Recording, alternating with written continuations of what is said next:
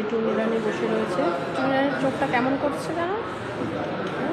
তাই লাল রঙের একটা বাড়ি আছে, ঠিক আছে? লাল রঙের বাড়ি দেখতে পাচ্ছ? তাকিয়ে থাকো, চোখ না লাগাবো।